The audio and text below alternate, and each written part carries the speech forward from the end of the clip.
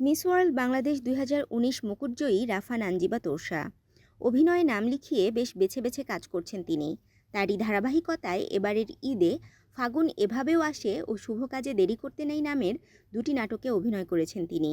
নাহিদ হাসনাত পরিচালিত ফাগুন এভাবেও আসে একক নাটকটিতে তোরসার সহশিল্পী দিব্য। ভালোবাসা হারানোর এবং এক নতুন শুরুর গল্পে নাটকটি নির্মিত হয়েছে। ঈদ আয়োজনে এটি ইউটিউবে মুক্তি পাবে বলে জানা গেছে।